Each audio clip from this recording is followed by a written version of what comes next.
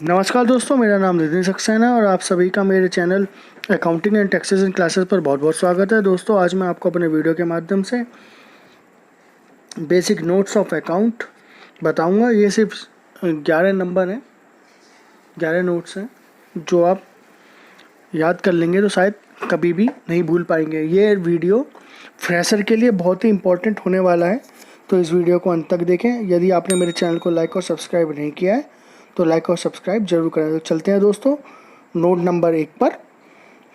ये देखिए डिस्प्ले में आ गया नोट नंबर 1।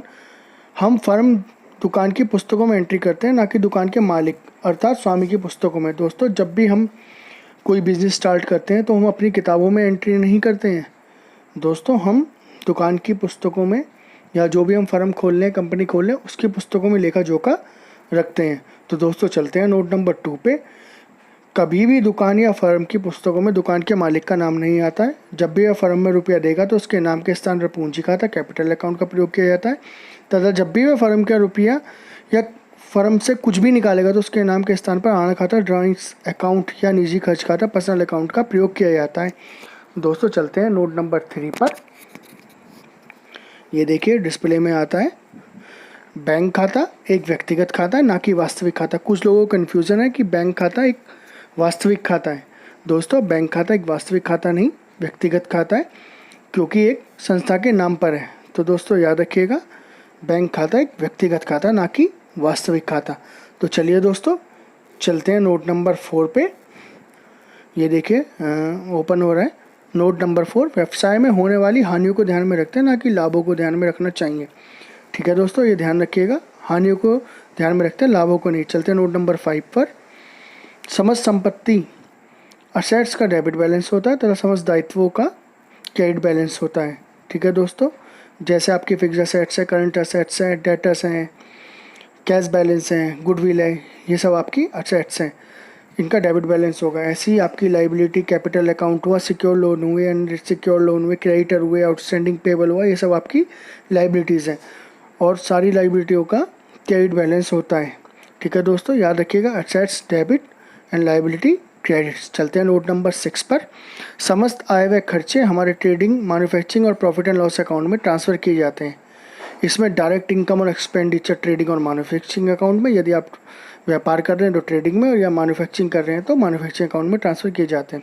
और इनडायरेक्ट इनकम और expenditure profit and loss account में ट्रांसफ़र किए जाते हैं। ठीक है दोस्तों, याद रखिएगा। चलते हैं नोट नंबर 7 पर। ये देखिए नोट नंबर 7। बैंक में जब भी हम चेक या कैश इशू करते हैं, डिपॉजिट करते हैं सॉरी, तो बैंक अकाउंट को डेबिट किया जाता है, तथा जब भी हम बैंक से कोई कैश विड्रॉल करते हैं या बैंक से कोई पेमेंट करते हैं या चेक इशू करते हैं तो बैंक अकाउंट क्रेडिट होता है। दूसरे शब्दों में, जब तक बैंक में हमारा पैसा बढ़ता है तब तक बैंक को डेबिट किया जाता है, तथा जब तक बैंक में पैसा घटता है तो बैंक को क्रेडिट किया जाता है। चलते हैं नोट नंबर 8 पर।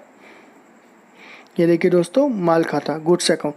माल खाते के 5 प्रकार होते हैं।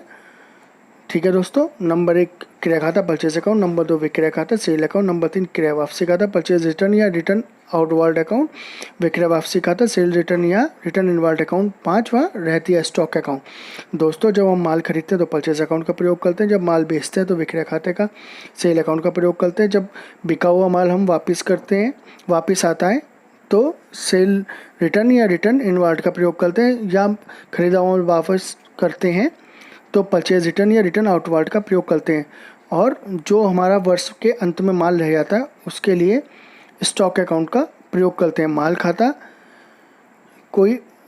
खाता की प्रकार है जो 5 हैं, ये मैंने आपको बता दी हैं: purchase, sale, purchase return, sale return और स्टॉक अकाउंट। ठीक है दोस्तों, याद रखिएगा, माल खाते के ही 5 प्रकार हैं। ठीक है दोस्तों, चलते हैं नोट नंबर 9 पे। Purchase register, cell register, return outward register and return inward register में सिर्फ और सिर्फ क्रेडिट परचेज और सेल की एंट्रियाँ होती हैं, कैश सेल और परचेज की नहीं। ऐसा ही रिटर्न इनवार्ड और रिटर्न आउटवार्ड रजिस्टर में भी क्रेडिट की एंट्रीज ही होंगी, कैश की कोई एंट्री नहीं होती। चलते हैं नोट नंबर 10 पर। ये देखिए दोस्तों,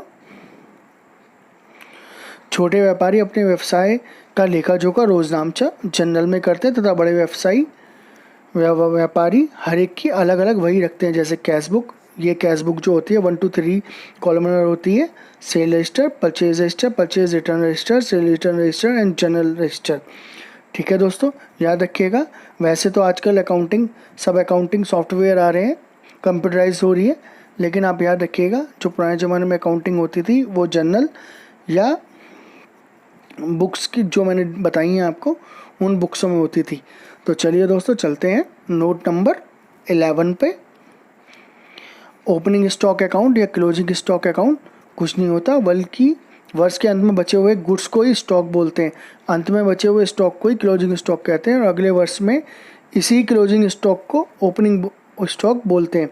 दोस्तों याद रखिएगा, स्टॉक क्लोजिंग स्टॉक और ओपनिंग स्टॉक अकाउंट कोई अकाउंट नहीं होता। जो वर्ष के अंत में माल बचता है उसी अकाउंट को शो करने के लिए हम क्लोजिंग स्टॉक बोल देते हैं, और जो आपके क्लोजिंग स्टॉक या स्टॉक अकाउंट का बैलेंस कैरी फॉरवर्ड होता है उसी को ओपनिंग स्टॉक बोला जाता है। याद रखिएगा। ठीक है दोस्तों अब मैं उम्मीद करता हूँ कि आपको ये मेरे नोट्स समझ में आ गए होंगे, और फर्दर अपडेट्स के लिए मेरे चैनल को लाइक और सब्सक्राइब करना ना भूलें। ठीक है दोस्तों, अब मैं जो नेक्स्ट वीडियो बनाऊँगा उसमें आपको अकाउंटिंग करना सिखाऊँगा। धन्यवाद।